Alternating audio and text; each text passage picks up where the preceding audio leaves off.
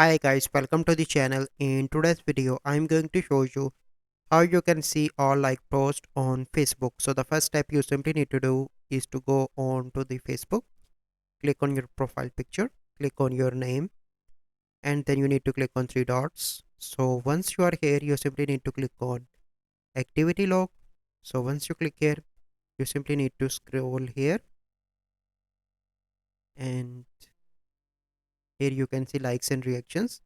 Click on that, and here you can see all your reactions that you do. Here you can see that, and if you want to delete anyone, you simply need to click three dots. Here you can see you simply need to click on unlike to do that. So this is the process by which you can see all your like posts on Facebook. So I hope you find this video helpful.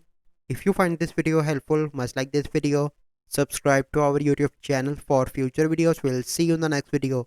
Thank you. Have a good day.